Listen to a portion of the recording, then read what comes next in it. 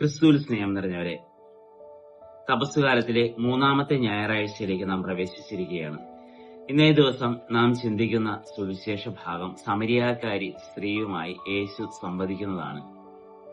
സമരിയാക്കാരി സ്ത്രീയോട് പറയുന്നുണ്ട്, നിനക്ക് 5 ഭർത്താക്കന്മാരുണ്ടായിരുന്നു, ഇപ്പോഴുള്ളവനോ നിന്റെ ഭർത്താവല്ല എന്ന് പറയുന്നു. അങ്ങനെ അവൾ സ്നേഹം തേടി 6 പേരിലേക്ക് എത്തി. ഇപ്പോൾ കണ്ടുമുട്ടിയതാകട്ടെ ക്രിസ്തുവിനെ പിന്നീട് കണ്ടുമുട്ടുകയും ചെയ്യുന്നു. അങ്ങനെ ക്രിസ്തുവിനെ കണ്ടുമുട്ടിയ ശേഷം അവൾ പിന്നെ ഭർത്താക്കന്മാരുടെ അടുത്തേക്കല്ല ഓടിയത്, മറിച്ച് താൻ കണ്ടെത്തിയ ക്രിസ്തുവിനെ പ്രഘോഷിക്കുവാൻ പട്ടണത്തിലേക്കാണ് പോയത്. അവൾ പേടിച്ചിരുന്ന പട്ടണത്തിലേക്ക്, മറ്റുള്ളവരെ അഭിമുഖീകരിക്കുവാനായി ഭയന്നിരുന്ന ആ സ്ത്രീ പിന്നീട് ജനങ്ങളോട് സുവിശേഷം പ്രസംഗിക്കുന്നതാണ് നാം കാണുന്നത്.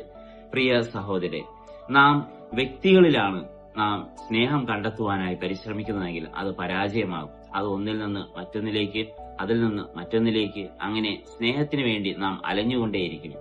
എന്നാൽ നാം തേടുന്ന സ്നേഹം ക്രിസ്തുവാണ് എന്ന് തിരിച്ചറിഞ്ഞ് അവനിലേക്ക് തിരികെ വരുവാനും പിന്നീട് മറ്റ് നീർച്ചാലുകളിലേക്കുള്ള യാത്ര നടത്താതിരിക്കുവാനും നമുക്ക് സാധിക്കട്ടെ. അങ്ങനെ ക്രിസ്തുവാകുന്ന യഥാർത്ഥ നീർച്ചാലിൽ നിന്ന് കുടിച്ച് നമുക്ക് നമ്മുടെ സ്നേഹത്തിന്റെ ദാഹം അകറ്റാം.